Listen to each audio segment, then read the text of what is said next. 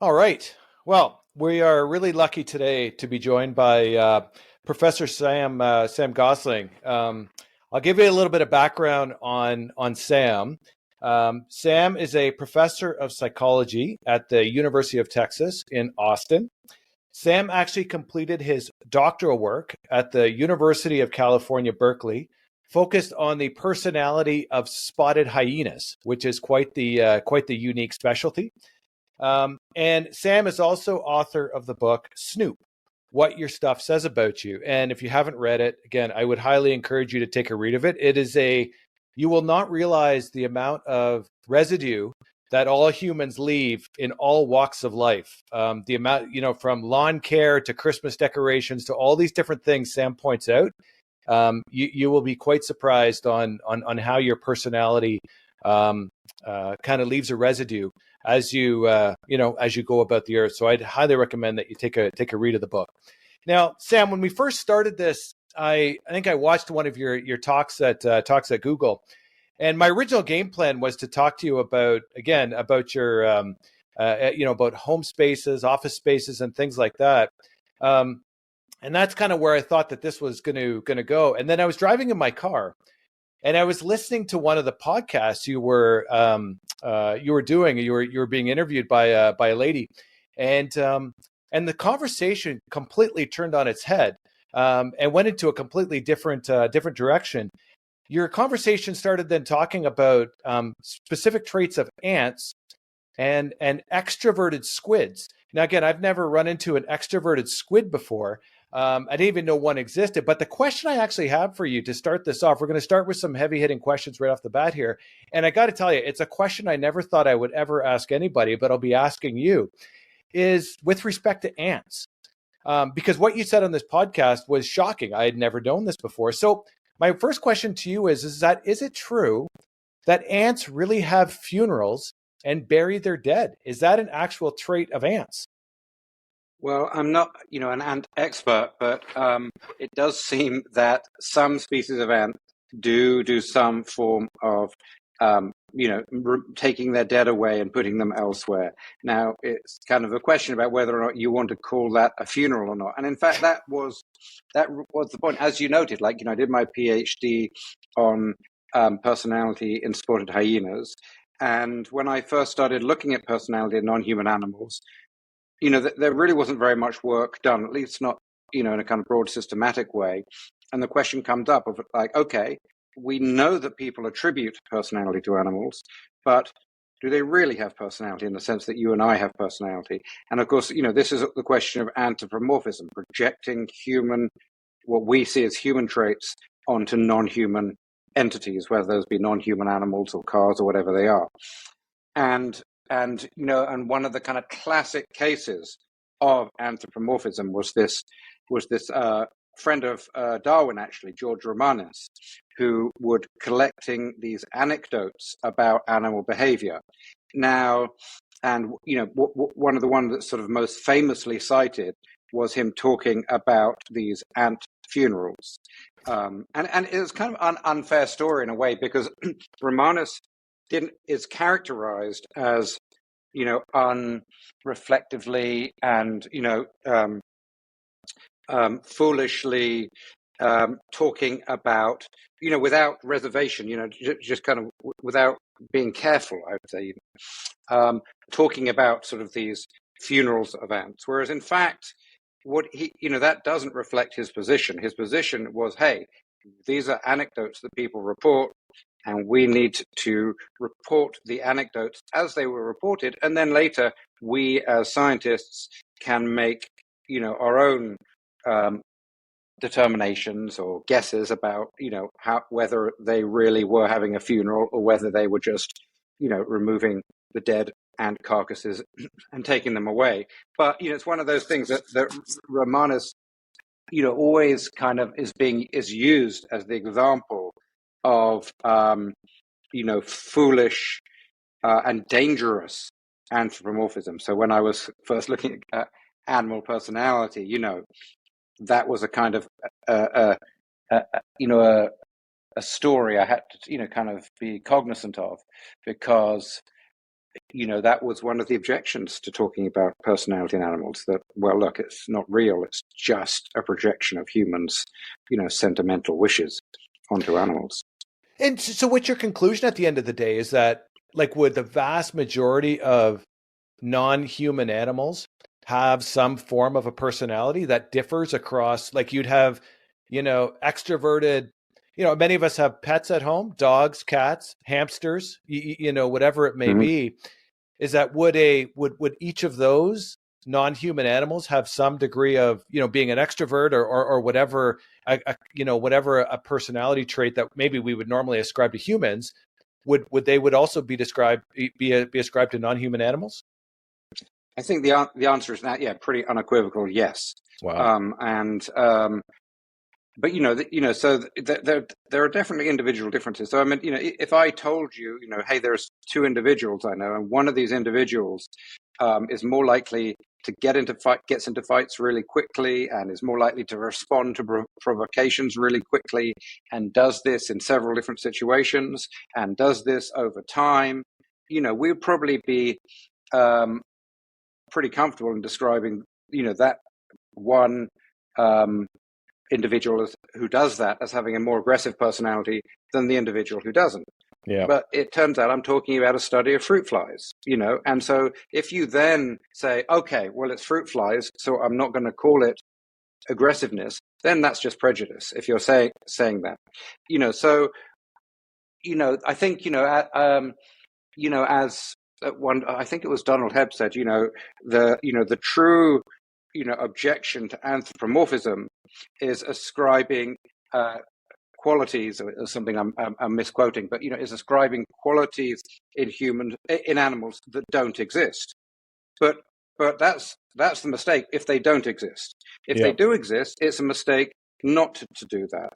And of course, it's one of those questions that I think people have a knee-jerk reaction to. When I first started studying personality in animals, when I was in grad school and started kind of beginning to take it seriously, kind of people split into kind of two camps. Those who thought, well, it wasn't worth, animals obviously don't have personality. It's obviously just projection. Why waste your time studying it? Or anyone who had two pets said, well, of course animals have personality. What a waste of time. You shouldn't even bother studying that too. So it was people who thought it was obviously true or obviously false. But so then, we went on to kind of study, and now that doesn't mean they have everything we have. So, in the early days, I was doing studies of dogs, and I was just giving them like a human questionnaire because there was no animal personality. I was asking people to describe their dogs, which people would perfectly happily do in things of like nervous and friendly and so on. But because it was a human questionnaire, it also had items on that like philosophical. So I wondered, like, what will people do when they're asked to describe whether their dog is philosophical?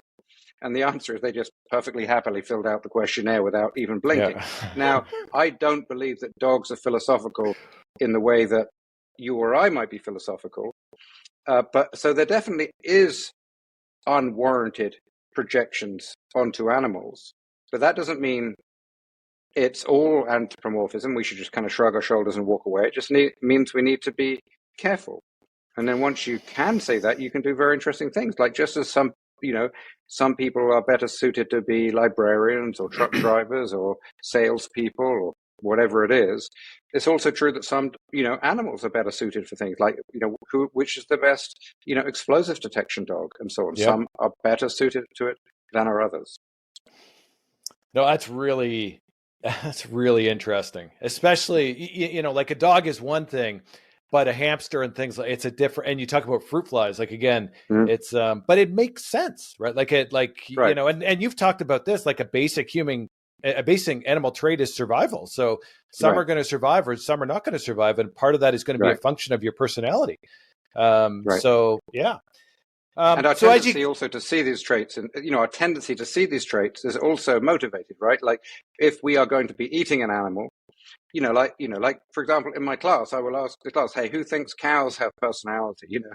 And many people will say no, but anyone who lives on a farm or has direct contact with cows will say yes. And we certainly are incentivized as to not see individuality in the individuals we're going to mistreat, whether that's other humans or other animals or whatever it is. So just a question: when you could have picked any animal when you did your doctoral at the in California, you know, you have obviously a wide spectrum of animals that you could have selected. You mentioned dogs and cows and things like that. Why did you land on spotted hyenas? Like that just seems did you grow up with hyenas, or like what was the love affair with spotted hyenas? It's a kind of straightforward answer. It's because there was a captive colony of spotted hyenas on the Berkeley campus, Oh, really? which were being studied anyway. So that meant that we had this colony, and we had lots of people who knew all the individuals, and so we could do the study. And Wow. we've also done studies on dogs and cats, and as you mentioned, squid and chimpanzees and various other species. But that was the focal study was in hyenas, just because they were there. Got it. Okay, so Sam, as you can imagine, I was quite interested in all of this and all this material, not just on the office and personal space, but animals and everything else. So I got into reading and listening to a whole bunch of your stuff. So what I'm going to try and do now is to try and turn the tables a little bit on you and try and learn a little bit more about yourself. Now, you never invited me to your house or your office, so I wasn't able to see your home or office space. However, as you outline in the book, there are a number of spots in which people leave their human residue, and one of those is Twitter. And you have a Twitter profile that I went to go and look on, and it is a very interesting Twitter profile. Now, I'm not going to comment on the picture on Twitter. I'm going to steer away from the picture. I'm sure there's a good story. I'll let people go and check out the picture. I'm sure there's a good story behind that picture. But there's enough other stuff that I got to ask you about on that Twitter feed to learn a little bit more about you. Now, one of the highlights, one of the things in the title is competitive duck feeder. Now, I Googled this, Sam, and I got 0 hits on Google. I don't think there's many things where you could say I can Google and you would get 0 hits on Google, but competitive duck feeder, I got 0 hits on Google for that. So maybe you can provide a little bit of context behind competitive duck feeder. All right. Okay. Well, I spent a lot of time spend it in Berlin, and my flat is on a canal in Berlin, and I love to just kind of invent games. So you shouldn't have found it on Google, but this was just a game we made up when my friend and I would go stand on one of the bridges and would point to a duck, and would each have a piece of bread and would throw it in, and whoever's piece of bread the duck ate first was the winner. I do fully expect it to become a fully recognized international sport in the wake of this discussion. Well, and yeah, the other thing too is that you have an unfair advantage. Like, there's, card counters at casinos get rooted out pretty quickly. And I would have thought in your case, I don't know if your friend knew what your background was, but you may have had an unfair advantage being able to spot the duck who was the most of, the extrovert duck, or maybe the most hungry duck. It almost seems like you'd be getting a bit of an unfair advantage in that particular game. But that certainly, maybe it will pick up. The other guy was actually a PhD in economics. So, okay. He may think he had the advantage about, talking about bread scarcity and so on. And perhaps, I see. So I think it depends which model of duck nature, I guess, the psychological actor or the economic actor is most appropriate, I suppose. I see. Okay, so then the next question. Now, you mentioned Germany, and I think that's going to help us explain the next item on your in your title, which is a land workanal captain, and I believe it's a land working in a canal. I believe is what, and I think that actually there's a picture on your Twitter feed which looks awfully like a canal. So I'm guessing there's a little bit of a linkage there, but perhaps you can explain exactly what type of a captain that is. Well, you're right. It's all coming together. It's the same canal outside my apartment. And I see. One of the things that I love to do is take my little rubber boat, the Belafonte, out on the canal with my friends. And so I have, although I rarely wear the captain's hat, if ever, I am, I'm kind of the captain in the background. I see. So I've assigned myself as the Landwehr Canal, which is the name of the canal. captain. throwing the bread out the boat for the ducks, I guess. Is that is that the Well, we drill? would normally, that's the official sanctioned international duck feeding is from the bridge. I see. Okay. You got to throw it all the way down Yeah, yeah, down the bridge. I see. yeah. Okay. I see. I guess it would be more dramatic watching the bread go all the way down Hmm. the slope. So no, that makes sense. And then the last thing now, again, what we're going to talk about is music and how Hmm. that can illustrate and give some telltale signs of your Hmm. personality. But you're also a notable DJ. So perhaps you could explain, is that a music DJ or is that some sort of a duck DJ or something like that? Yeah, more the latter. I say DJ. And that's partial. My favorite jokes are kind of the jokes that only I get. And so the DJ bit it's a little bit of a joke and a dig at Berlin culture, where essentially, you're if you meet somebody who says they're not a DJ, then that's the point of I see. interest, because everybody, it's like in LA where everyone's writing a script, working on a screenplay.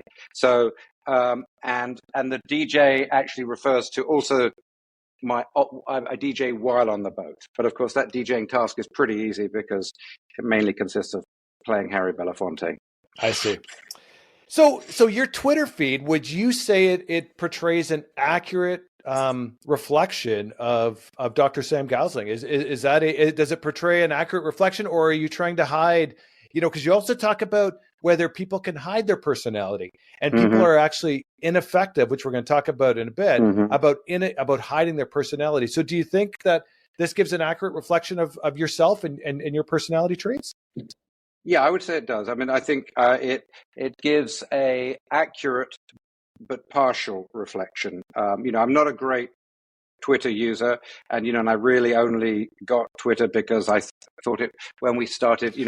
We were kind of ahead of the curve of this kind of online teaching. We've been teaching our classes live online since 2013, and so we were kind of trying to, you know, spread the word about that, and so that's why I got a Twitter account. So it was kind of like somewhat under duress that I even started doing it. I see. But I would say yes. I would say the the impression I give on that is accurate, but only part of who I am, and I think it's accurate for two reasons, and this gets a little bit to my theory about how we express ourselves in our everyday environments, and the first idea and this applies to our physical spaces, but also, really any place, is how we connect to these spaces. And the first process, is what I call identity claims, which are kind of deliberate statements we make to others about who we are. When we want to, it's specifically about broadcasting. We want to convey to others these elements um, of our sort of our goals, our attitudes, our values, and so on. Um, and this can happen in all kinds of contexts. This might be like the bumper sticker you put on the back of your car, or the T-shirt you have with your university or your favorite band or whatever it is. But also, in things like social media, we may want to deliberately convey to others what we like. And I think the first objection to that is always, well, then you could just do anything. You could try to, you could just say, give a false impression of something Yep. you aren't really. And that technically is true, but empirically it tends not to be. And there's all this great work by my colleague Bill Swan, from what's known as self-verification theory, which suggests we actually, in reality, we want others to see us as we see ourselves. We're not, if you look empirically, although it's technically possible, we are not trying to create a false impression.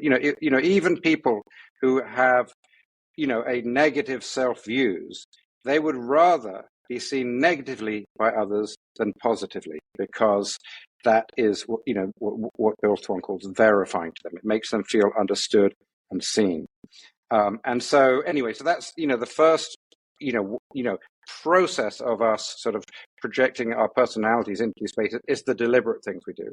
And then another thing we do is what I call behavioral residue. Sometimes this residue metaphor breaks down, but the idea with residue is that we engage in a lot of actions, and a subset of those actions leave a material trace in their wake.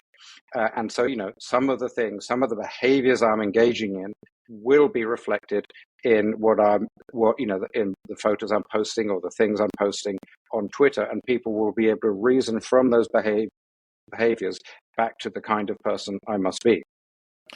Yeah, because reading through your literature, one of the things you like is you like different experiences, right? Like that's part of your personality. And if you look on your Twitter feed, it certainly portrays that, in terms of different types of experiences. So maybe to start back at the beginning, Sam, what got you into behavioral analysis? Why was it an area of interest for you? How did you get down this path? Well, I was always interested in psychology. My father was a psychiatrist and psychoanalyst, and I always loved kind of sort of just talking about why it was that people did things. But it was really when I got to grad school, about the same time, I was thinking about the hyenas, that, psychology is meant to be kind of a study of behavior. But if you look what virtually all research psychologists are studying, they aren't studying behavior. They're studying either what people say they do, they're giving them surveys and questionnaires, or they are studying kind of contrived recreations of behavior in the lab. They're not studying, everyday racial discrimination. They're setting up some lab room in a psychology department, where, an Asian person walks in and something happens. It's not real behavior. And so, and that has been a source of frustration to many people, and has, people in the field occasionally bring it up. But then what are you going to do about it? Now, our most recent work, our response to it has been, okay, well, let's use mobile phones and all the sensors on people's mobile phones, with their permission, to actually measure behavior in the real world at scale. But back when I was in graduate school in the 1990s, that wasn't possible. And so what I thought was, just as, Sherlock Holmes may look for evidence of, say, criminal behavior in the material traces people leave behind, why don't we as psychologists look for traces of ordinary everyday behavior in the traces that people leave behind? And so I thought, it's hard to study behavior, because if you really follow somebody around or video them or whatever it is, then they behave differently. Of course they do. And they don't, but if you can go and look at their traces, then you can try to find evidence for things they've really done in their real lives.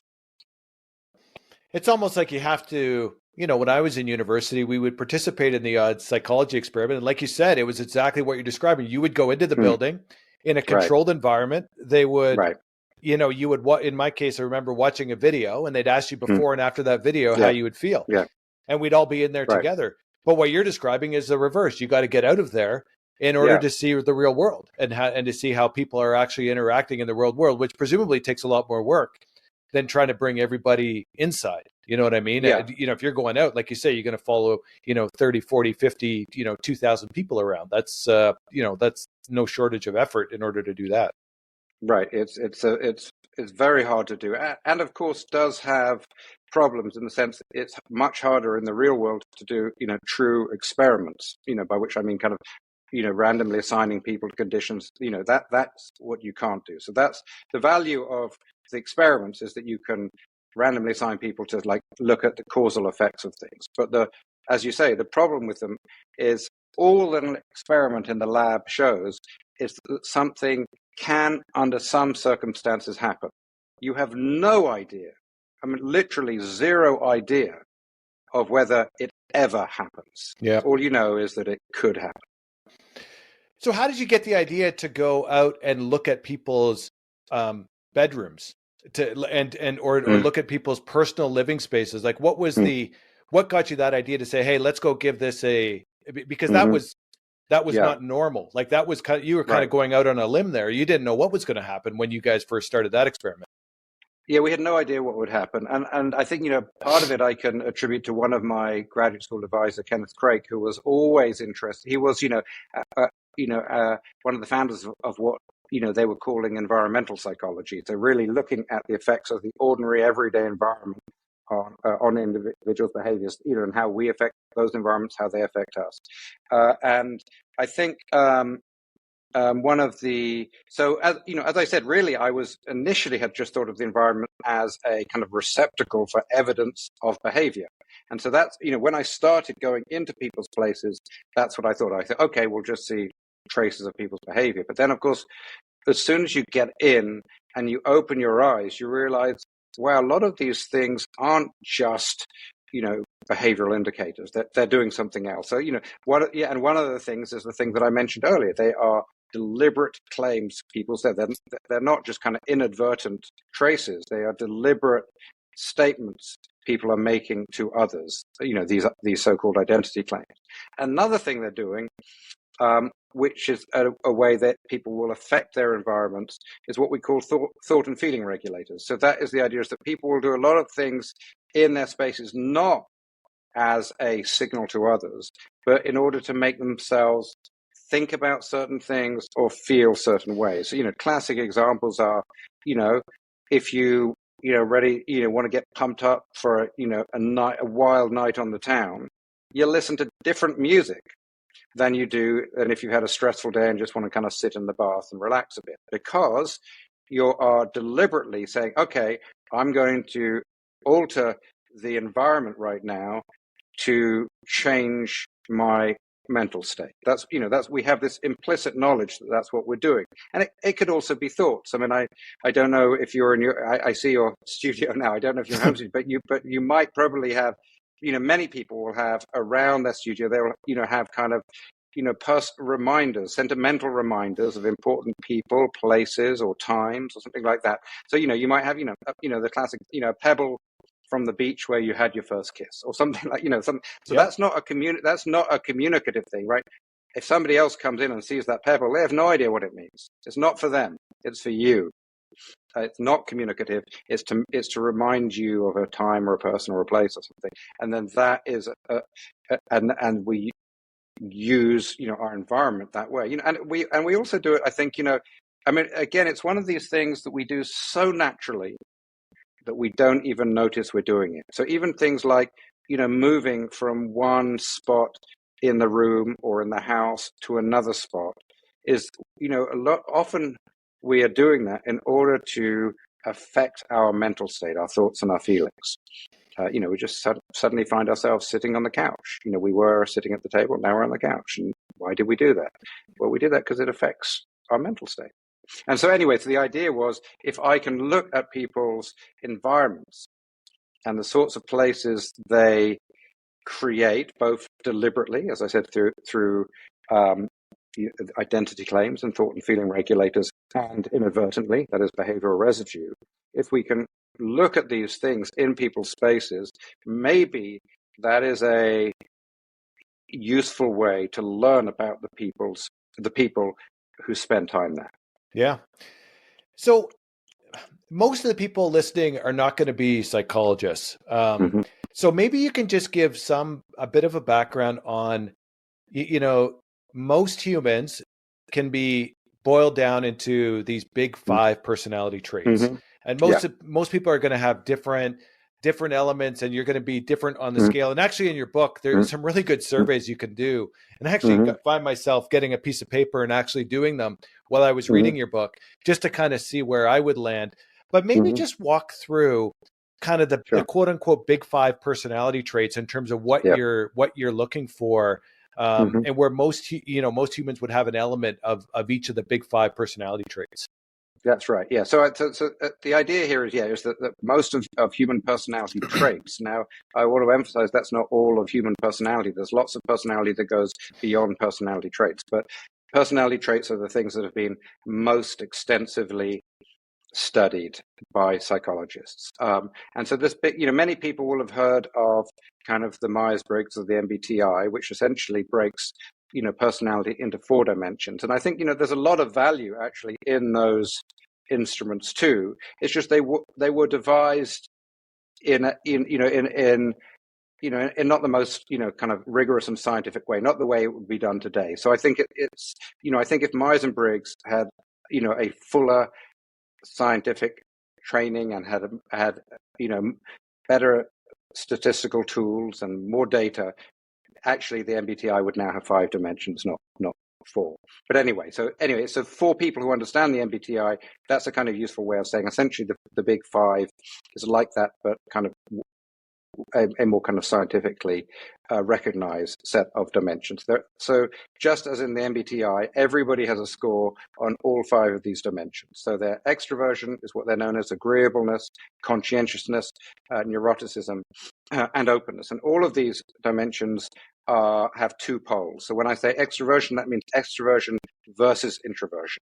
And so the idea is that everybody lies somewhere along the extroversion introversion dimension, and just like all most variables, and especially biological variables, most of them are kind of a bell-shaped curve. So nearly, most people are somewhere in the middle, but there are some people who are very extroverted and some people who are very introverted.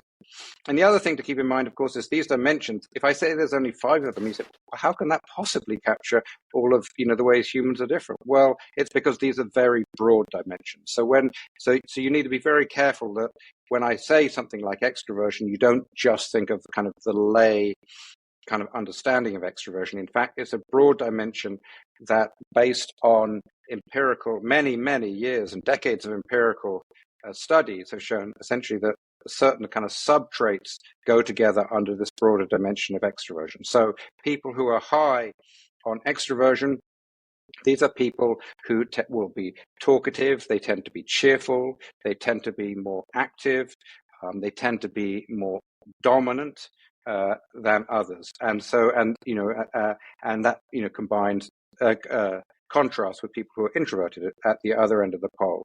And so, and I think the way you can really think about extroversion is kind of where people get their energy. It's and so so that many people, even introverts, will learn, okay, it's effective.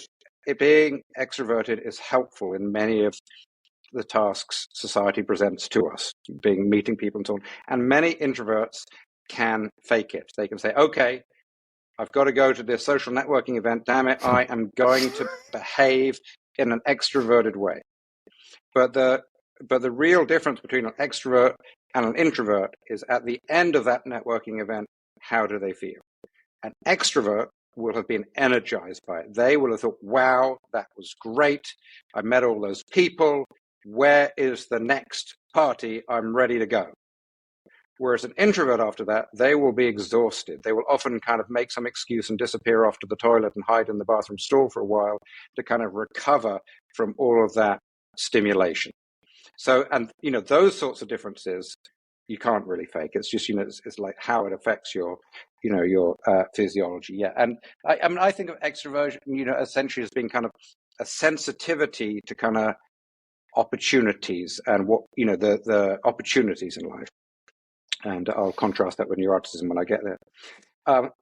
So the next dimension is agreeableness. So this is essentially the high end of the agreeableness versus disagreeableness. The high end of this pole are people who are kind of kind, sympathetic, they're warm, they are trusting, they are trustworthy, versus people at the other end of the pole who are going to be more direct, they're going to be more critical, they might,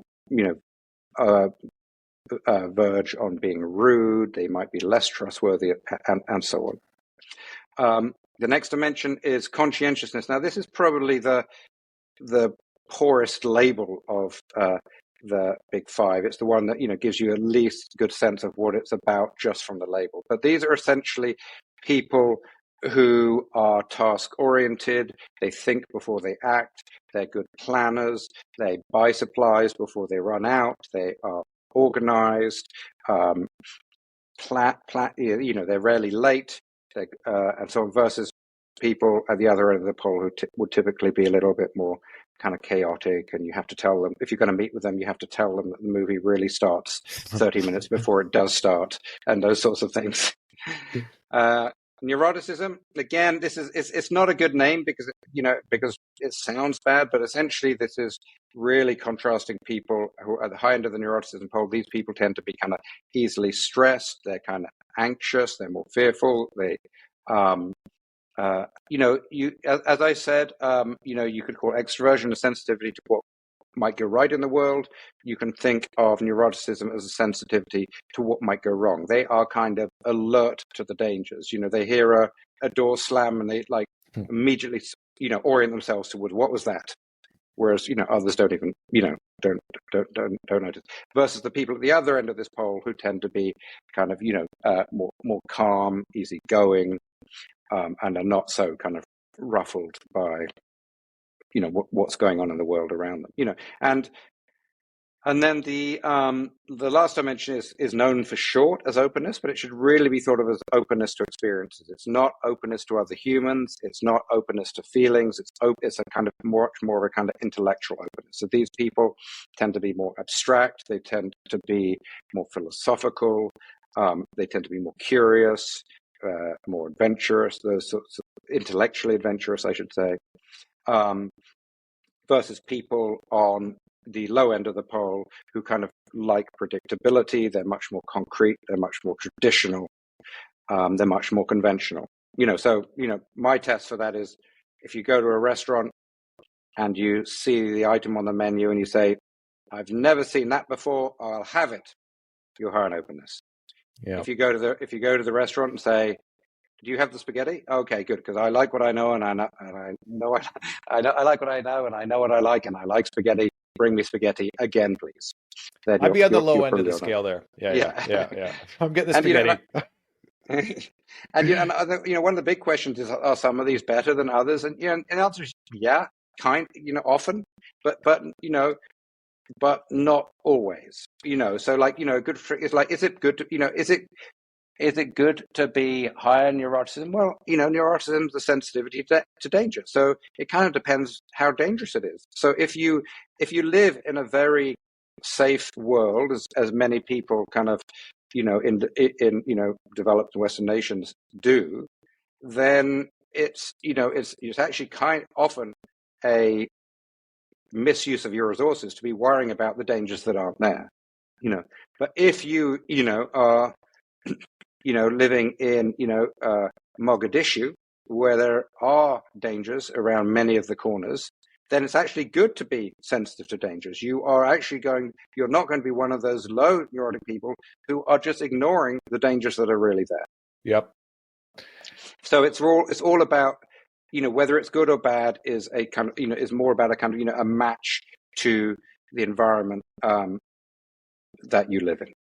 So, Sam, in your book, you actually take the map. You have a map of the United States, and actually, start parceling up, big town, small town, traits that might be in those. It was really interesting because my question to you would be, in terms of the traits, if you're an introvert today, let's say, and you wanted to be an extrovert, can you change?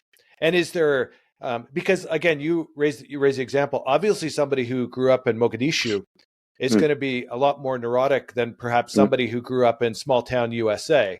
And it's a function of their environment. If you switch those two people at birth, they would probably grow up to be much different people than how they actually were. You know what I mean? Just because the environment is going to impact them. And I'm just wondering, is it ever too late to change? Or at some point do you get to a stage in your life, 15, 20, 30, 40, 50 years old. And at that point, it's just too late. Like your environment impacts you for so long. But if you lived in a big town and said, look, I'm like neurotic. I'm like, every horn honk, I'm freaking out. I want to go live in a small town. And maybe that, can you change or at some point, is it too late? Well, I think there's a few things to note there. Well, first, I think, as you say, what is clear is that our personalities, at most ages above being an infant, are affected by both our genetic inheritance and our environment. So I don't think it's possible that somebody who is, genetically very high on introversion will ever truly enjoy a big party of strangers. So but there is room. So how I think about it is let just for the sake of argument, let's imagine the extroversion scale varies from 1 to 10, with with 1 being introversion and 10 being extroversion. The way I think about it is like your genes might just determine like your range on that scale. So you might be genetically okay, you've got are genetically between a 2 and a 6, and I might be genetically between a 5 and a 9 or something like that. And so I will never be a 10 and I will never be a 4, and you will never be a 1 and you will never be a 6. Got it. But the environment will determine, your experiences will determine where within your range, whether you're at the higher end or the middle end or the lower end of your kind of genetically predetermined range. So so the first thing is, you will be affected by those things, but within limits. Got it. And then regarding your question of change, there's essentially two forms of change you can think of. So there is, what we know is there's normative change. So that is, on average, for example, we know that if you start at around the age of, if you look at the age of a sort of 13-year-old to between the ages of 13 and 23 and even to 33, everybody is becoming more conscientious. So everybody is changing, and that's associated with both the growth of our frontal lobes, which is essentially what conscientiousness is about, is inhibiting impulses and planning and thinking before we act and those sorts of things. So there's going to be what we call normative change. That is these sort of changes in everybody, or not everybody, but nearly everybody, most people, the vast majority of people. But then that is, you and I, you may be more conscientious than me as a 13-year-old, and we both become more conscientious over the next 10 years, but our general ranking, our relative standing, should still be approximately the same. And the research is pretty compelling on that point. But there are things that will also, you can change in the ranking too, and those things can result from, as you say, the kind of environment we're in, or perhaps the kinds of tasks we take on, whether or not you have a family. That kind of compels you, right? If you suddenly have 3 kids to look after, you can't. There is an extra. You become more conscientious. You have to. Yeah. And so it's an influence of all of those things. So there is stability and there is change at the same time. So then when you apply that to the everyday life, why do what sort of evidence do we leave around on all of these different behavioral traits? Like when we interact with the world, you talked earlier about it's very difficult to hide these traits because you're just going to become mentally exhausted. Like maybe you do it for like your example of a party. Maybe you do it one night, because it's a once in a year type of thing, but you're probably not doing it every weekend because you'll go crazy. You know what I mean? And and on the flip side, if you're an extrovert, maybe you spend a Friday night indoors watching a movie by yourself, but you're probably not doing that every Friday night. You're going to go crazy. Maybe just talk a little bit about how these traits really affect us every day and the residue that we sort of leave around that evidences these traits. Well, I think, all the traits are having this kind of constant, persistent, in a way, the kind of low level impact on the sort of micro decisions we make every day, which over time they accrue and leave a big trace. So, for example, you might imagine, when we were, so we did our first studies going to people's offices and going to their bedrooms. And the first question people ask is, well, of course, everyone's going to tidy up before you get there. So how are you even going to tell any differences? But I can tell you, having been around many, many of these places, there are huge differences. Now, some of those differences, sure, because people didn't super tidy up, but some of those people really did tidy up. And there's a huge difference, right, between a tidied space and a tidy space, a truly structurally tidy place. Because if your place is really in chaos, there's only so much you could do in an afternoon or a day or even a week to make it like the other person who really has all of their books alphabetized and the paper clips all in the paperclip tray, and all of the the spare tape in their drawer, and the calendar filled out for the past, the desk calendar filled out for the there's only so much you can do in that time. And if you're not really that way, you wouldn't even um, notice some of the things. So, like my colleague in the Department of Psychology here, Cindy Meston, she is, a brilliant scientist and much, much more conscientious than me. Now, if her, all the journals alphabetized, all of everything is. If when she was away, I went in and took one of the pencils from her pencil box with all its beautifully sharpened pencils and turned one of those pencils upside down, she would notice it right away. If you snuck into my office when I wasn't there and turned all the books on their side, I wouldn't notice until somebody said, "Why are all the books on their side, Sam?" Yeah. And so those differences in perception are you can't fake them. Yeah. The things I just wouldn't see. And you said, you are low, for example, on the openness scale. If you wanted to give the impression you're high on the openness, say, okay, I want to be high on openness. So here's what I need to do. I need to, start going to some Icelandic, skateboard rapping group, or who knows what it would be. Competitive duck feeding event. Yeah. There you go. Some major competitive duck feeding event. Watching it go down the bridge. Yeah.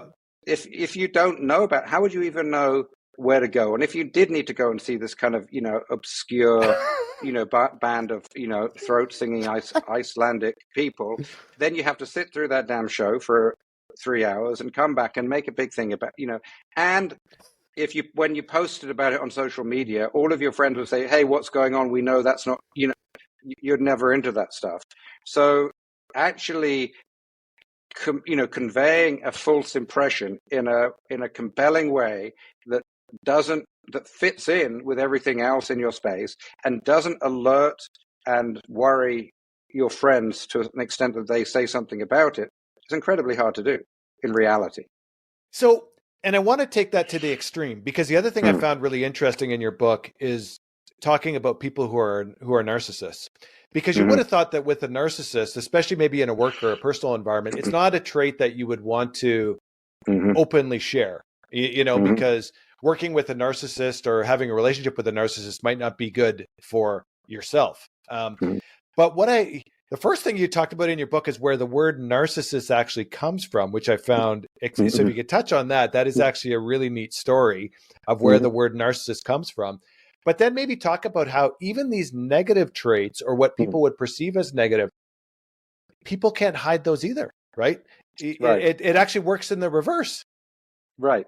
Yes. The classic story of Narcissus, right, is the guy who went hunting, in the forest, and then of course were thirsty and leant over, the stories vary, a stream or a lake, and to have some water, caught his own reflection, and then was so, entranced by the beautiful reflection. Either, different stories. Some say he just starved to death. Others say he, fell in and drowned, and various things. Anyway, the idea that, self love is what is the root of it, and the dangers of self-love is where we get the term narcissism from.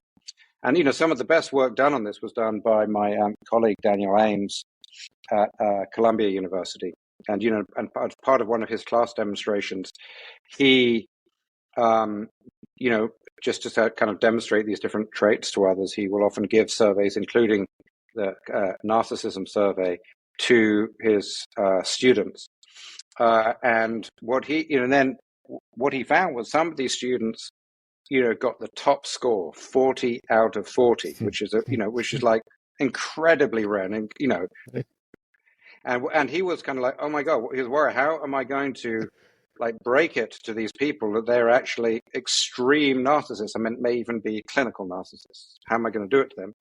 But of course, he didn't need to be worried, because their self-love swung into action and portrayed that as a beautiful thing. And he later heard those students telling the others, saying, yes, I aced the narcissism test. I got them all right.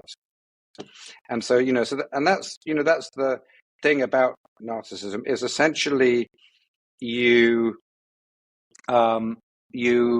psychology is able to, reframe everything in a positive light. Another great example of this is Delroy Paulus has invented this survey, which she called the overclaiming questionnaire, which is simply looking at people's tendencies to claim to have heard of things that don't exist.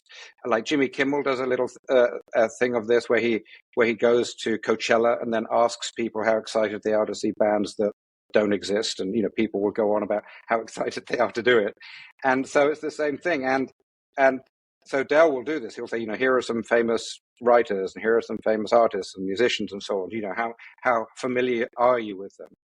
And narcissists are much more likely to claim to have heard of these non-existent entities. They think they really know them. And then a really interesting kind of twist on this is, if you tell people before they take this survey, hey, I just need to warn you that there might be some names on this list of people who don't exist. What most people do at that point is they say, oh, okay, I might get, some of these don't exist. I don't want to be caught thinking of somebody, claiming to have heard of somebody or something that doesn't exist. And so virtually everybody downgrades all of their familiarity ratings. If there's some obscure name they would previously thought, oh, maybe I have a 5 out of 10 on them, but actually they downgrade that to maybe a 2 out of 10 because they don't want to be caught claiming to know that.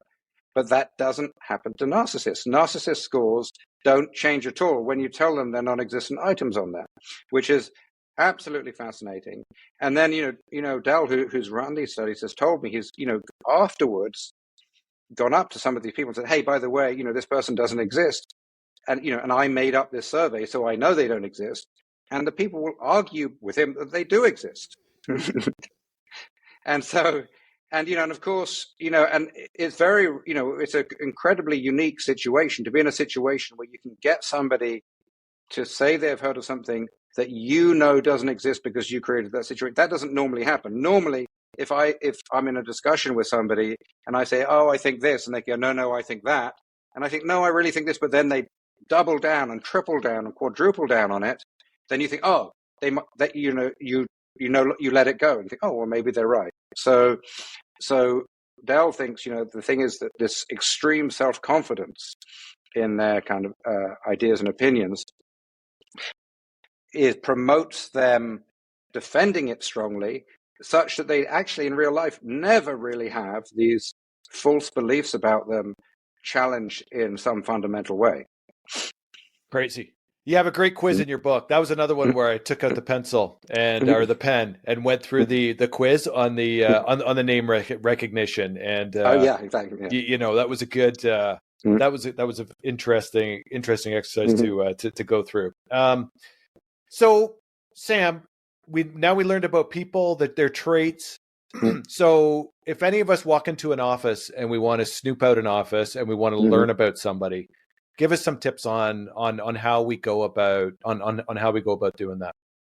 Yeah, well, I think one of the most important tips is really to look for overall trends and not to on average weigh any single clue too importantly, because because there are many reasons. So if you were to come into my space right now, you would see things, occasional things that are not normally there, and they're not normally there because I have a friend staying with me, and so it would be so. So you shouldn't, in fact, weigh that too heavily, because it's not really a reflection of who I am. So the main thing is to look for trends. If you see, diversity in the collection of books, do you also see diversity in in the music they have, or in the magazines they have, or in whatever else it might be? So I think that's one of the most important things to really understand. The other important thing is what I say is when you're looking at the object. So when you do look at the individual objects, you want to look at what the object is, its state, and also its location. So, for example, the example I like to use is, because in offices, some people have a kind of a calendar on their desk, desk calendar or something like that, or some other thing, organizational aid. So first of all, that they have one, okay, that's a start. We know that this person may have some orientation towards being organized and caring about orderliness and, the sort of conscientiousness related traits. However, you also want to look at its state. Is this actually being used? And so, because many of us, we can think, okay, I need to be organized, and we go out to, Office Depot or whatever it is and buy all the organizational equipment. But because that's not really who we are, we end up not using them. It just gathers dust. There's a big difference between the calendar you have on your desk that is actually filled out, meticulously ahead and in the past, and with one color for birthday and something else for meetings and something else for social events or whatever it is, than the calendar that's, gathering dust still, with 3 months old and haven't been completed. That does tell you something. It tells you that the person at least has aspirations to be organized, but maybe they don't actually engage in the behavior. And that's different from somebody who just doesn't care. And then the final thing to look at with these objects is essentially their location, because that can make a big difference. You'll remember earlier I talked about identity claims versus thought and feeling regulators, right? Identity claims are deliberate statements we make to others, whereas thought and feeling regulators are about making ourselves feel a certain way. So, if the office is constructed in such a way as to where they can have the same photo but in different orientations, do they have the photo of them shaking hands with some important person or with their family? Do they have it facing out for others to see? Yep. Or do they have it facing towards the occupant themselves? And those different things will tell you whether, what psychological function that item is serving. So I think, so I think that's incredibly, important. Like if they have the desk calendar out of the way, not being used, okay, we can disregard that as being something that's so important. And just, to give, like, for example, to give you an example of, the sorts of things I do. Like I'm just looking at in your background right now, I see some things, like I see a calendar, Mm-hmm. So I see, okay, so that calendar, and that it does seem to be, as far as I can see, in the right month, is it? Or is it? Yeah, it's February. Okay, Yeah. February, I can't see. Yeah. So it seems to be in the right month. So, okay, so so I'd begin putting together, okay, this person seems kind of on top of things. But so, are beginning to push this together. But, there are many reasons why you might have a calendar. So we need to, disambiguate that. Is it because you're organized? Is it because, I would need to see, I can't actually see what it is of. It looks like it's of a person. Like, is it because you're a fan of that person? Is it because this was some free gift because you donated money to some cause? Or something? So I'd begin to look to be able to disambiguate what that's about. And then I see there's another painting or photo of the same tones to the side of that. So I begin to say, okay, we're beginning to put together. That also seems to be a picture, but it doesn't seem to have, as far as I can tell, like many people in it. It's more of a kind of a calming, kind of relaxing thing, again, which might be, so again, we're just, I don't know because I need to see more, but I say, okay, maybe this person's a little bit more introverted. There's not lots of people in there and so on, although there is on the calendar. So we need to look around for other ways. I can see there's a big map there. So now what is the map for? Would I look around and see that there's evidence that that map is something to do with your job, or is it something to do with the things you enjoy doing? And as I look and see more, each of the new pieces of evidence, it hopefully would help me disambiguate some of the other clues, so I could learn how to interpret it.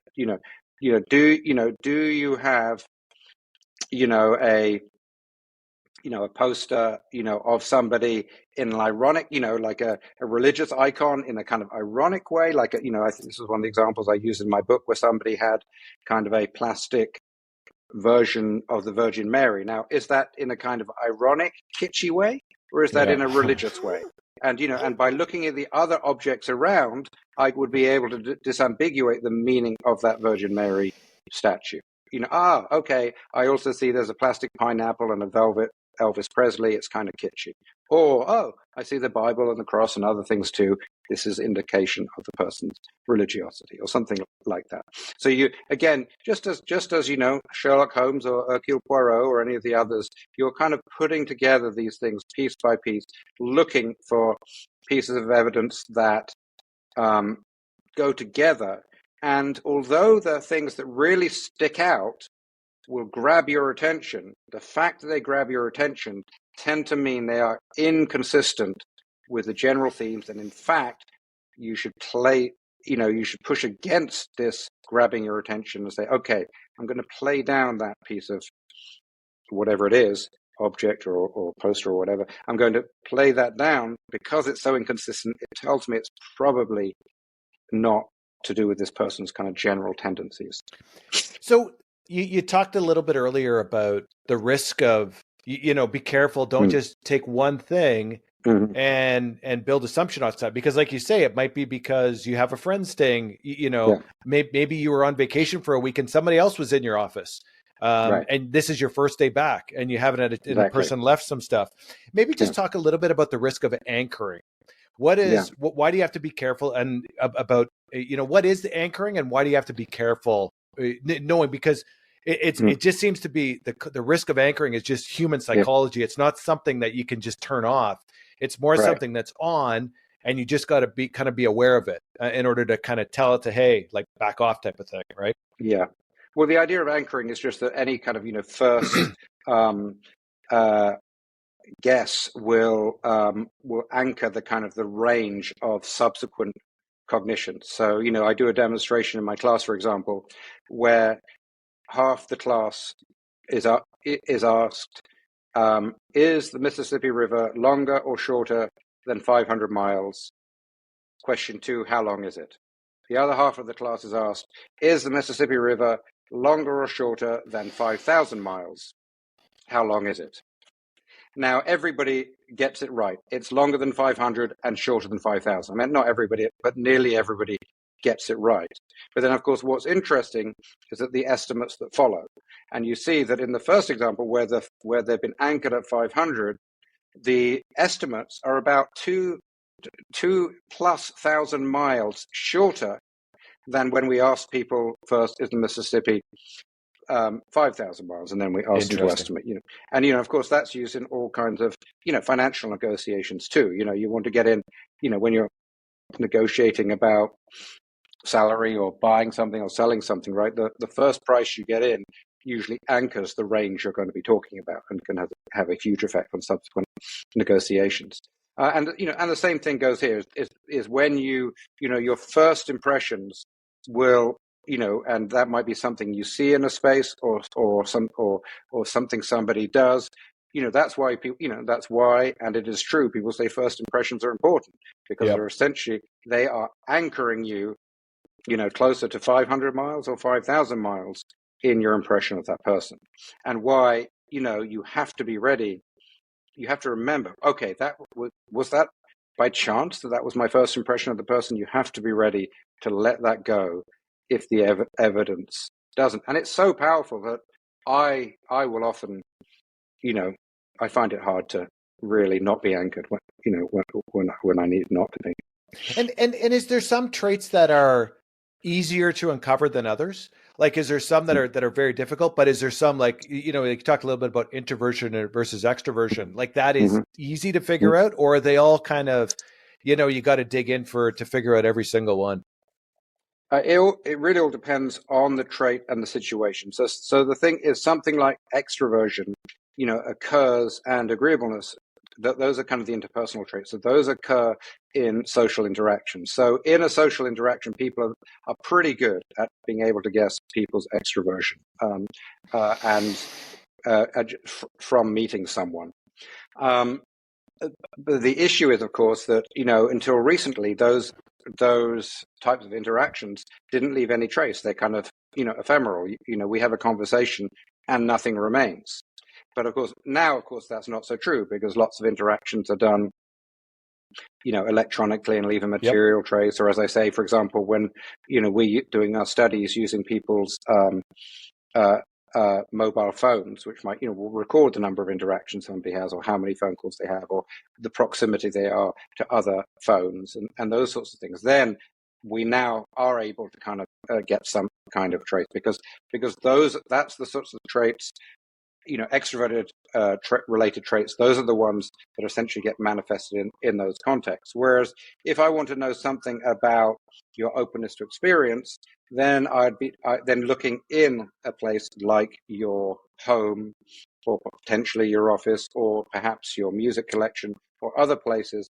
Those would be then a good place to get those. So, it really comes down to where each of these different dimensions are expressed. Like, in your office would be a good place to look, for example, or in your space, your physical space, for conscientiousness, because Yep. so much of that is reflected in the organization and how clean and tidy things are. So whereas if I just meet you for a second, or even for a long time, I may meet you for a long time, but unless we're scheduling events together, and I may never know your conscientiousness. Or it'll take longer for me to get there. Let's put it that way. So then let's move into somebody's personal spaces, their house. What's the best room in the house to figure out their personality traits? Is there one that trumps everything? Well, the first thing I should say is I can't really answer that question because I haven't looked at them all. When I did my first study of this, I was looking at what I call people's living spaces, but these were really much more than living rooms and more than bedrooms, because they were mainly students or for recent students' rooms, where people would be living, say, in a dorm room or a student room, where it'd be the place they would study and spend time and socialize and sleep. So those places were very good because essentially so much goes in them. So I think if it depends a little bit on the kind of lifestyle they are. If they are living with another person, then it can be very hard to attribute the different things to one person. So if it's somebody who is living with somebody, then the best thing to do is to try to find their space, their office, their part where they get to express themselves. So that's one important thing. Another important thing is to understand kind of the differences between essentially private and public places. So a lot of the spaces are socially and sort of explicitly designed for presentation of others. So if maybe you go to their living room and see all of the highbrow art and philosophy books sitting on the coffee table and around for people to notice, but then when you're going to the bathroom, you go through their bedroom and you notice all of the trashy novels, lying on the bedside table. So it's like, so they're, and again, it doesn't mean either of these are false, but it means that they are essentially projecting and reflecting different elements of their personalities in these different spaces. Is there some telltale signs in their house to say, look, if you have that, it must mean this? Like, is there anything that jumps out that are just complete like telltale signs of somebody's personality? I wish there was. I mean, not really. I mean, probably the closest thing you're ever going to get is some kind of deliberate political statement, because we do know, for example, that because if somebody signals their admiration for a political orientation or a candidate or something like that, then we'll probably learn we'll learn about those suite of traits that we know are associated with political views. The other thing, and I should also, go ahead.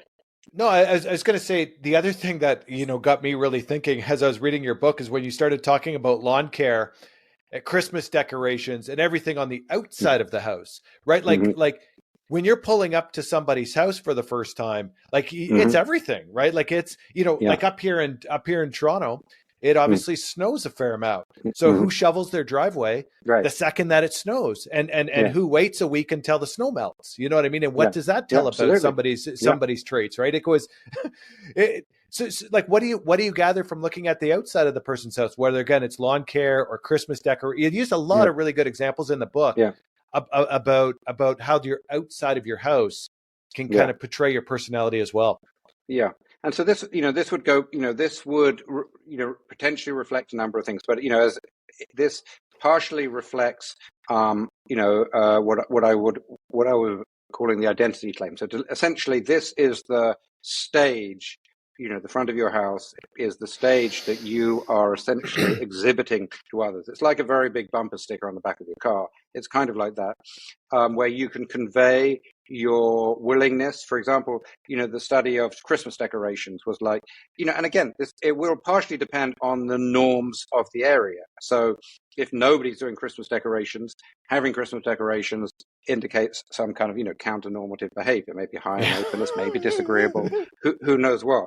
Whereas in another neighborhood, not having the decorations, where everybody does it, not having them may convey being counter-normative behavior and high in openness or something like that. So, it's always in the context of those local norms and so on. But in the study that was done on Christmas decorations, it was essentially a signaling to sociability and kind of openness to engage with others. And this was particularly, and this was indicated because it was particularly strong in new arrivals to the area, the people who actually had an incentive and a wish to begin engaging with it and being part of their community, as again, just as you might compare the the books in the living room with the books in the bedroom, you might also compare, the front lawn from the back lawn, the Absolutely. lawn in the backyard. Absolutely. So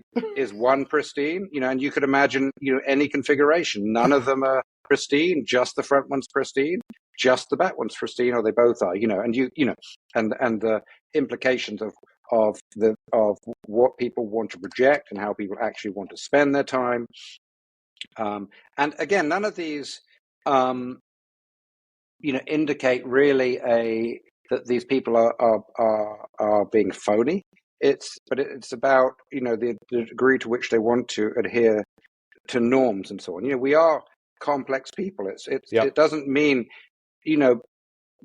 being polite and behaving in a certain way where that is the norm and not doing so in another context where that's not the norm. That doesn't make it fake.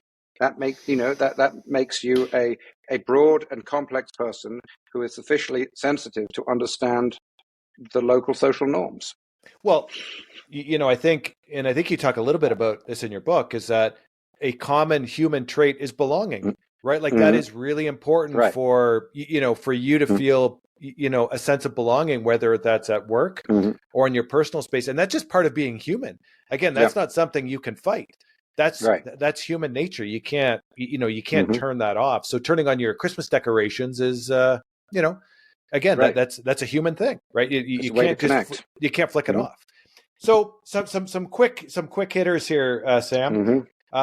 Music taste. What can we tell from somebody's music taste? Again, you got a lot of really good examples in the book where you outline person X with their music taste and person Y with another music taste, and trying to figure out where they rank on the scale of the different human traits. What can we tell from someone's music taste?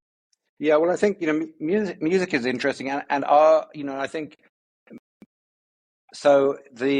I think the first thing to keep in mind is that these change. So the specific findings with regard to genres that we collected over 10 years ago may not still be whole today. Who knows? Because if you think about it, what was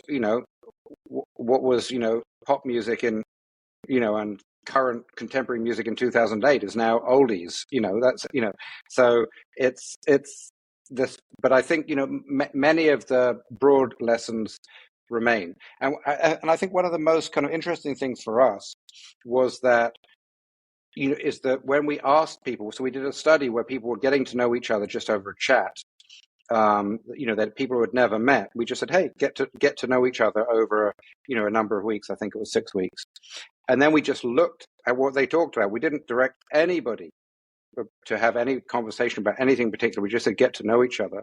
We found that music and this of course was students, so young people. Music was the most popular, the most frequently talked about topic of all of them. And I think the reason is because essentially we have such a diverse palette of music.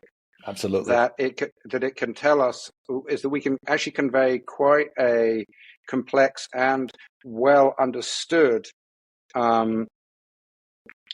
It's an efficient way for me essentially to convey a whole suite of traits and values, and also probably background too. Yep. If I tell you that I like a lot of country music, that tells you probably not just about my personality traits and so on, but it's also likely to tell you a little bit about where I came from, and therefore there's a whole bunch of other things that come with that. Well, and look, Sam, I don't know what your experience is, but there's probably very few things that everybody can agree on as human beings, or very few things that all humans share. But I think at least in my experience, the love of music is one thing that everybody would, or the vast majority, let's say, of people would share, because like you say, there's such a wide range of music that's out there. And there wouldn't be a lot of things I would think where you'd say most humans would actually have a common interest, but music would certainly be one of those items. And we found people, the study we did was we asked people to tell us, hey, what are your top 10 songs? And if you think about it, that would, if I just asked you to do that right now, that's quite a tough challenge. Yeah. But so we went to great lengths to make sure people could really, we said, what are your top 10 songs? And we said, okay, now think about it for a week and come back and change it if you want. And then we just played people's top 10s. They didn't know anything about them other than their top 10s, and they were pretty good at forming impressions about the people. And I think some of the things, some of the just a few of the examples are pretty intuitive, really. So like, for example, the people who were into either obscure music, but into classical music, into jazz music, into those sorts of, those people tended to be higher on openness. People who were into kind of the punk rock, those guys on average, these are of course all generalizations, they tended to be lower on agreeableness. So there's a whole lot of ways that the music can convey things, just because we really can use it as a shorthand of conveying a lot of information. So another quick one. What can we tell from someone's handshake? Yeah, so this was a cool study done in a long time ago, in the year 2000. Yeah, where they because I think we don't really know, right? We often have a weird handshake, and we think, I wonder what that meant. Absolutely. And so, but again, it's one of the things that's quite hard to study, and probably one of the few things that's maybe better studied in a lab, because you can really control all of the different things. Like how firm is it, how sweaty is it, how long does the person hold your hand, do they look you in the eye when they're doing it? All of these different dimensions, and so what they did this study where they had trained researchers who kind of trained. It took them a month to train them to kind of receive the handshake in a kind of neutral way, and then rate it on these 8 dimensions. And what they found actually was a little bit surprising, is the fact that essentially there aren't a huge variety of different handshakes. They essentially could classify them into kind of like a firm handshake versus a not firm handshake. And what they found with that was that people who are firm handshakers, they on average, again, it's just generalization, tend to be higher on extroversion and lower on neuroticism. And in women only, people with a handshake, a firm handshake, tended to be higher on openness. And then the other thing they found, which is of course, I don't know if we've known it, but should have known it, is that a firm handshake almost always gives a better impression than a weak handshake. Email signatures. What can we tell from somebody's email signature? Yeah, I think those are fascinating. I mean, that's really just kind of an equivalent of an identity claim. It's like a bumper sticker on the back of a car, or or a T-shirt. But again, a bit like the music, you have much more flexibility. You're not limited to the T-shirts that are out there or the bumper stickers you can buy. You can quote anyone, and you can add a kind of an interesting configuration of different quotes to really kind of craft your message to others. So it's really a very effective way of being able to convey to somebody your goals, your values, your sense of identity, things that might in fact be quite hard to get from most superficial interactions, just like an email. If we have any mechanics that are listening, and they specifically specialize in brakes, what can we tell about brake pad repair, Sam? What's that going to tell us about somebody? Yeah, well, this was not an empirical study, but this was a mechanic who told me. He says, it must be true. It must be, but I bet it's true. Absolutely, no. But it's the idea that, and if you think about, when I was talking about the big five, what I described, when I described neuroticism, I said you can think about it as a sensitivity to stuff that might go wrong. Like that. And so what that means is that, I heard a screech. I heard a noise, put my foot on the brake. Oh, is that a siren? Foot on the brake. Oh, is that light going to turn red? I don't know. Put my foot on the brake. And so what this mechanic claimed was, he says, look, he could absolutely tell the personality, especially the neuroticism of his customers, by how quickly their brakes run out. And but I think it also serves to make draw a broader lesson too.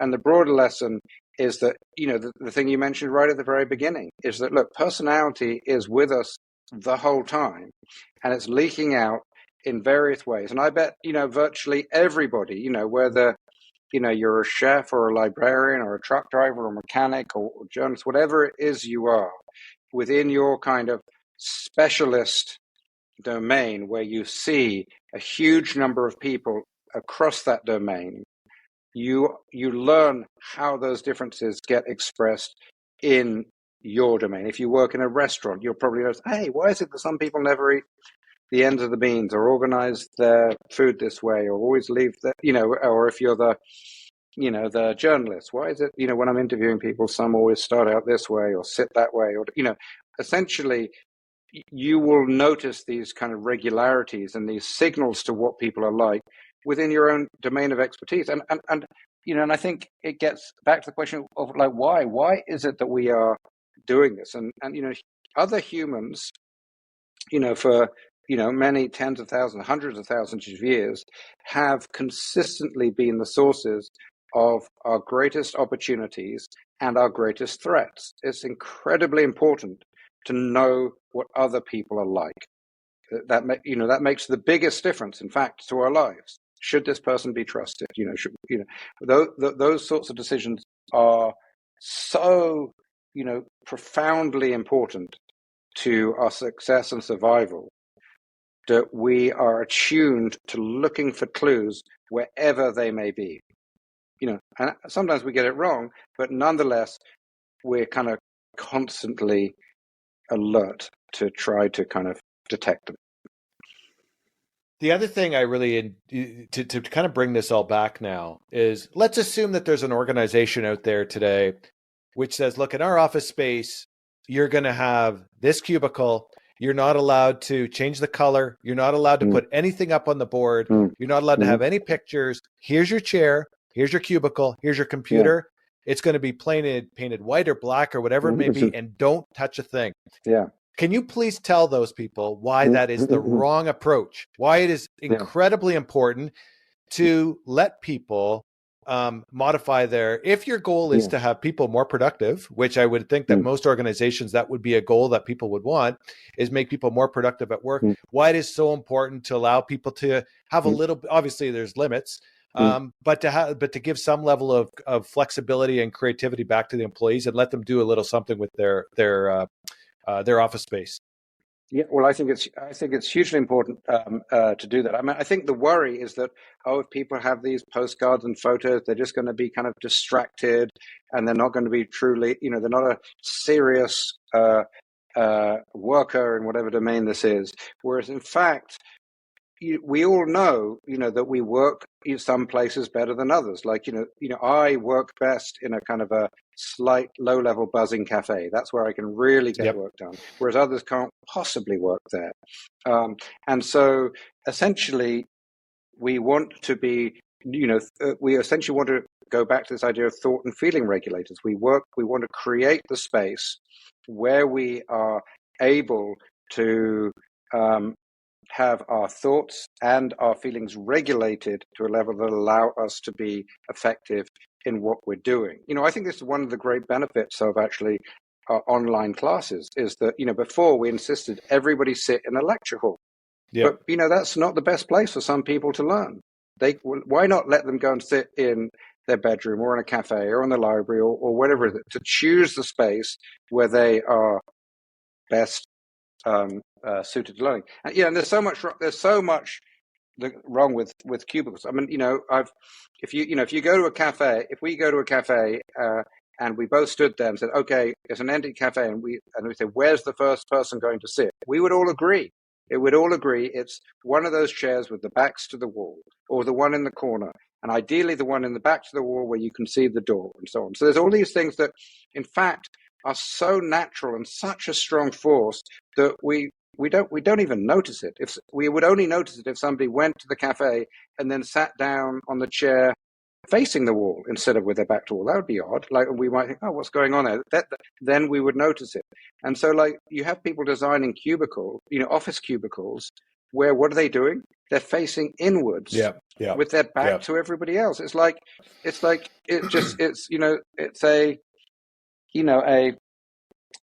signifies how little attention to architects and designers actually pay to the basic psychology of the people who are occupying the spaces they've built. It's like cubicles are bananas. It makes no sense at all. Or the open plan thing, where we know just from looking around that it makes us anxious to have people or things behind us. If you're going to make people sit there, give them mirrors so they can see what's behind them, so they're not, experiencing this low-level anxiety throughout the day. Have you seen more advancement on that front, Sam? Like, I've heard you talk about this before, about designing architecture, and about how, like you say, like, emotional regulators are not really used in architecture at all. And you even have an example in your book about a guy who was a home builder. And he was building homes, and it was they would actually interview the people and actually understand and build the home like that. Have you seen more advancement on that front, or is it still kind of in the dark ages with designing buildings that dig into that? I would say there's been a lot of advancement over the past 5-10 years, but we're largely still in the dark ages. But there's a growing and increasingly vociferous and sophisticated and thoughtful and collaborative group of people from the social sciences, from the design areas, from developers, and even some architects now, who are really engaging with this idea and saying, look, it's, architecture shouldn't be, it's not about designing beautiful pieces of art for other artists to enjoy, either other architects to enjoy. Like that, it's not about you, architects. It's about the people who are in it. And that's actually you don't need to build a beautiful place and then try to make it nice for the people inside. You need to start from the people inside and work there. And they're really, and then afterwards you can try to make it beautiful too if you want. But that is not priority number one. And and I can understand how architecture's gotten that way. If you look at the training that goes on, and you look at where people and the selection, people are completely socialized in architecture to be artists. You are going to create this beautiful piece of art and you will get awards if it looks beautiful as determined by other architects, who, by the way, the research shows completely have a different opinion to everybody else. But anyway, that's what you will do. And it's bad, first of all, because it leads to bad buildings, but it's also bad because in reality, less than 1% of people coming out of architecture school actually get to do that kind of architecture. So it's also misleading. I think, really, I think the world would be a far better place if instead of the idea of, hey, I want to go and create great art, it was the sorts of people who are thinking, all right, now do I want to be should I be a nurse or a doctor, or should I be a social worker, or should I be an architect? If it was those people, where it's not about aggrandizing themselves, it's about helping others.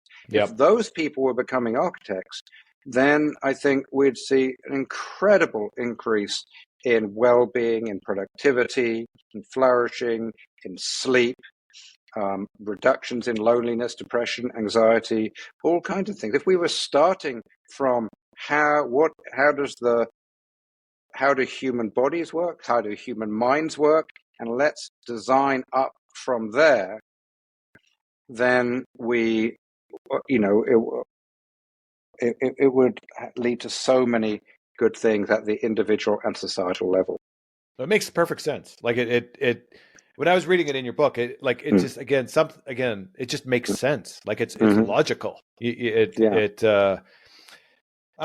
Well, Sam, the way I want to wrap up here is just to comment again. You can find a lot of you Google Sam's name and you find a lot of research papers and things like that on very interesting topics. What's the next thing on your list? Is there a book in the pipe? What's the topic du jour for Professor Sam Gosling? What we are doing right now is we're actually now trying to get more seriously into this sort of architecture area. I mean, I've been, agitating irritatingly, I'm sure, to others for long enough about how architecture needs to do things differently. Psychology needs to do things differently too. So it's not just the architect's fault. When I talk to architects and say to them, hey, why don't you do more psychology? Occasionally someone say, oh yeah, that's a great idea. We should look at some psychology and make better buildings, and then they say, well, tell me where I should look. And then I go all quiet because we psychologists haven't been doing research in a way that is actually practically useful to architects. One of my, very good architect friends, and who we, tried working with, he said to me, because when I read the psychology literature, I see a lot of answers to questions I don't have. And he's absolutely right. There's no way that what we have done could be useful to architects. So what I am doing now and what I hope to be doing, for the foreseeable future is trying to answer questions that the architects do have. Like, what is it that makes somewhere feel comfortable or relaxing or inspiring? What are not just relying on the intuition of an artist, but saying, okay, we can do this. We're scientists. We can figure this out, and let's come up with some.